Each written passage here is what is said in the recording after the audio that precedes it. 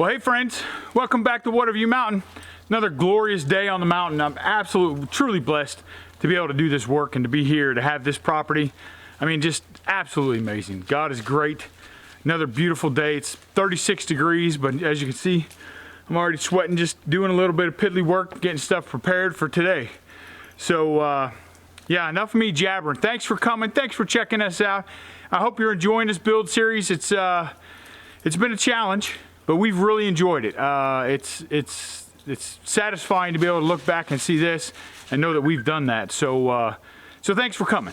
So like I said, enough of me jabbering. It's chilly here. Coffee for me today.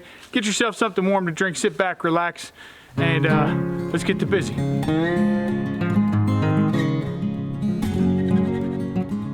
So what's the task at hand today? We're gonna kind of almost get this thing dried in. Since today we're putting synthetic underlap up for the metal that's coming, and then I got to close up these gaps. You see, there's still a couple spaces like here in between the doors and windows, above these windows, that I have to close those in, and then we're going to try to house wrap it. I am going to cheat. I haven't done the eave ends yet. I haven't framed it out, but just like always, I'm out of time. It's time to head back to civilization, so I don't have time to frame those in today and do everything else. And to me, it's more important to get this thing a little more weather tight than it is to get those up. So I'm going to use that black plastic that we saw before the rainstorm. I'm going to use that to cover the eave ends. So synthetic wrap up here, house wrap around here, black plastic on the ends. So let's move down here. I got some boards set up and kind of talk about what my plan is for today and how I think we're going to be able to accomplish this without running out of time and without hurting myself. The best thing that I had seen so far on YouTube, of course, was pre-cut. I'm going to pre-cut that first row of underlap, and then I'm going to come back and I'm going to put these boards over that. I'm going to screw them down. I'm going to try to hit them on the studs. So I'm going to try to measure out 16 on centers on these, just so I get close to the studs, because I don't want to just put a hole in the OSB and then really have nothing supporting me but the OSB. So that's the goal. So I'm going to throw some screws in these, and then I'll go in the cabin to pre-cut that 26-footer, the first one, and then I'm going to try to manhandle that roll. We'll see how heavy it is once I roll that 26 out.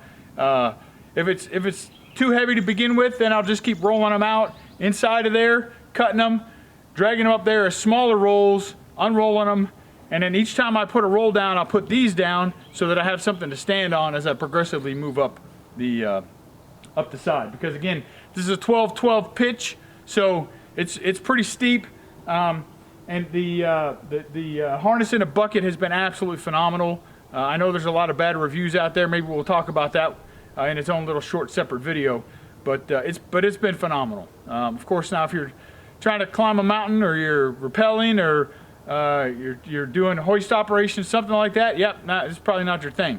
But as a safety harness, yep, it's clutch. So all right, enough of me jabbering.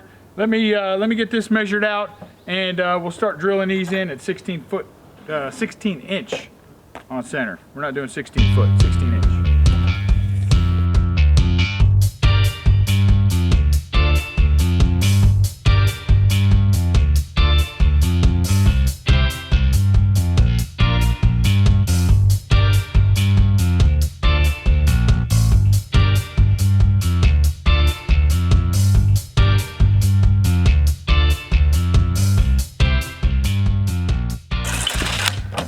All right, there you go.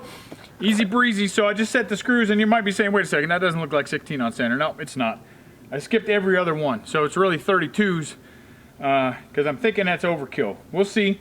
I'm gonna take one of these 16s, and then I got some 10s up here. So that's all I'm gonna need is those three and these three, just to get it covered.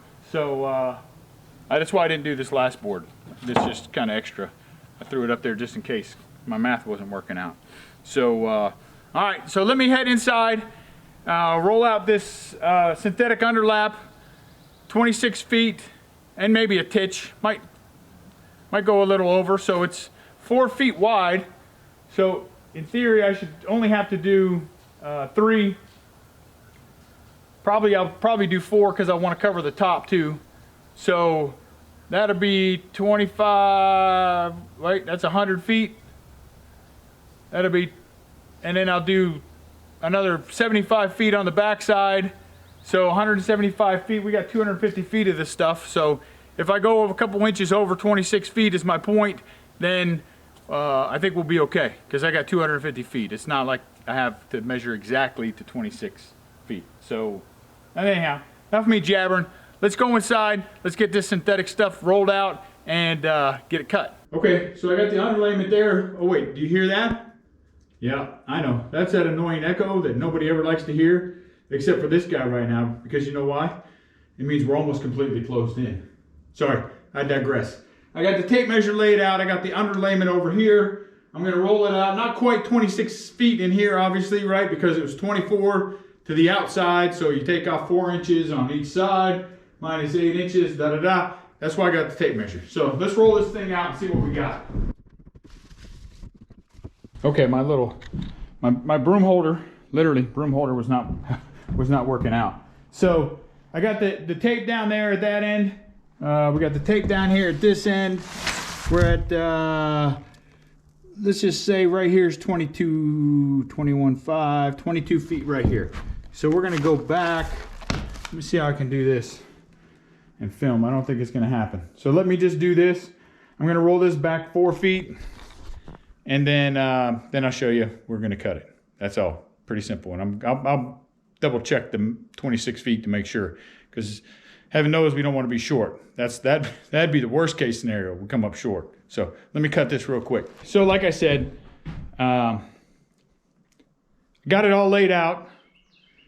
See down there, I pulled a little extra just to make sure. Then down here, here's our 22 foot mark. So I came back 21, 20, 19, 18. So that's our extra 4 feet right there, right? So I'm gonna come, I've got the board here. I'm gonna slide that across without trying to jank up the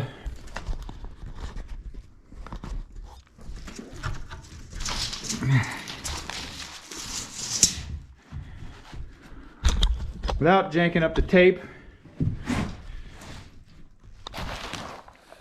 Well, nothing wants to cooperate today. It's too early, haven't had enough caffeine. Come here and razor blade it and straight across.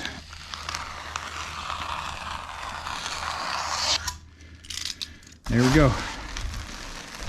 So now I'm gonna just roll this other piece up just the opposite way I just unrolled it, so that I can take it out there and get it put up on the roof. All right, I can tell you already, I'm really digging this. This is way lighter than that big old roll, obviously. So let's crawl on up there and see if we can't get this bad boy lined up. See how this goes.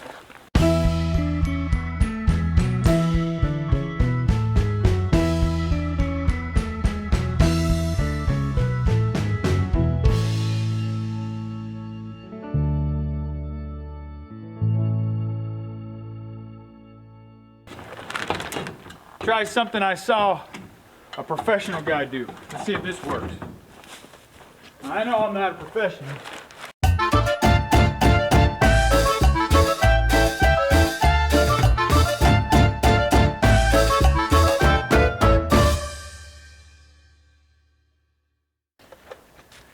There you go, now she's covered. I just got to get it all stapled up.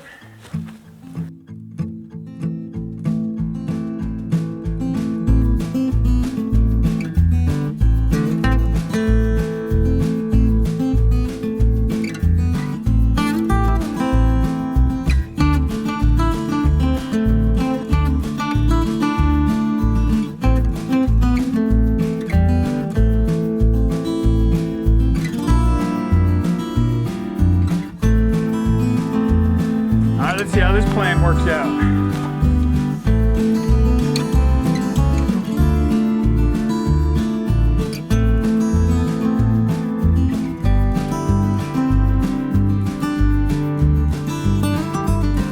There we go, now that ladder can catch that other end.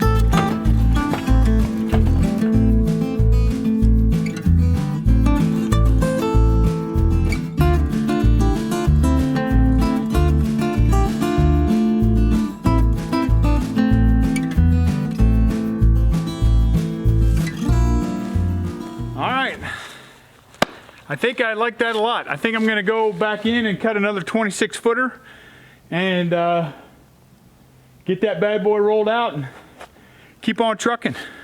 All right, so got all the way over there, reloaded the stapler, end of it went shooting out in the woods. Let me go look for this thing. If I find it, it's truly gonna be a miracle. I mean, it launched out into the woods, into the leaves. So let me go see if I can find this thing. Well, all right, an hour later, and voila, new stapler. So of course, you know what's gonna happen. I'm gonna climb up on that roof, I'm gonna look over in the woods, and I'm gonna see the spring for the other stapler, but that's okay. Murphy's Law, again, I told you, maybe last video before, I know God is telling me I gotta slow down. However, I really feel like I need to protect this wood. So I'm trying to slow down and protect the wood all at the same time. I think this was just another one of those shots across the bow saying, hey, make sure you just slow down. So enough of me jabbering. Let me finish up that other side, put some more of these boards up on the next level so we can get to the next level, and we'll just keep on cranking it out.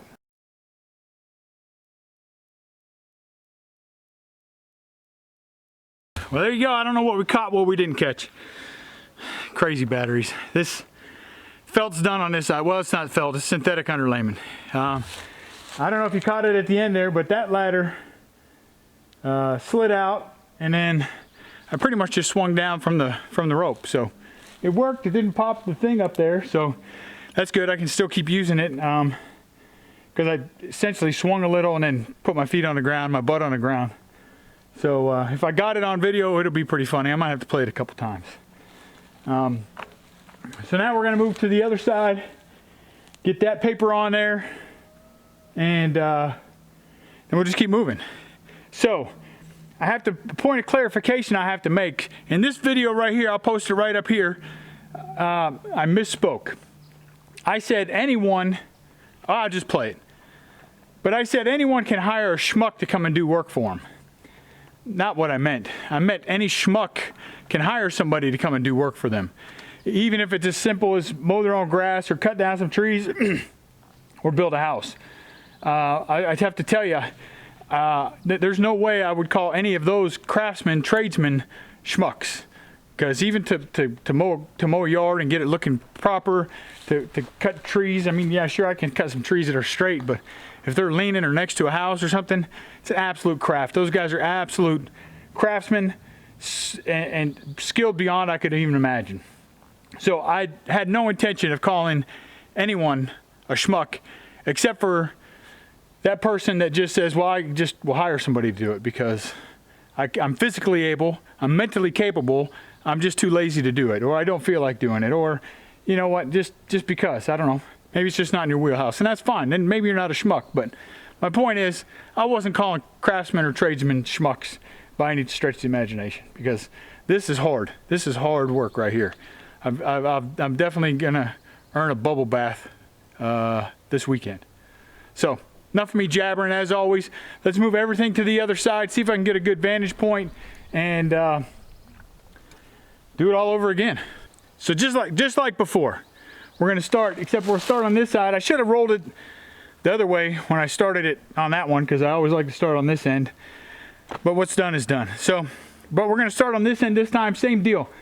I'm gonna line it up here, I'm gonna staple it, then I'm just gonna launch it over to this ladder, get it flush across the bottom, which should be easier on this side because our board's lined up way better on this side, and then staple it in place.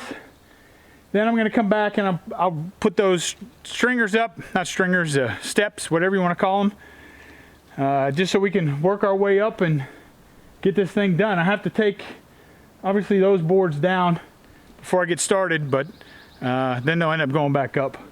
And then I got to figure out what I'm going to do along that edge to seal off the top there. I'm thinking that piece of plastic that I had before is what's going to do it. But enough for me jabbering. The wind's starting to pick up. That means it's time for me to get busy. Get too busy. Let's do it.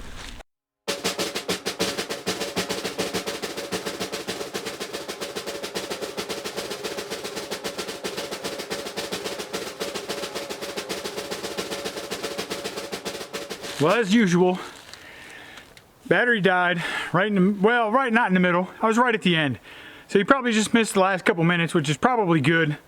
As I scooted across the ridge and I finished that side, instead of scooting all the way back, because, you know, that hurts a little, I just used the rope and slid down. I was able to reach up with my arm and hold the ridge beam and get my toes on that top stop that I had there. So, and then I just went down that ladder on that side.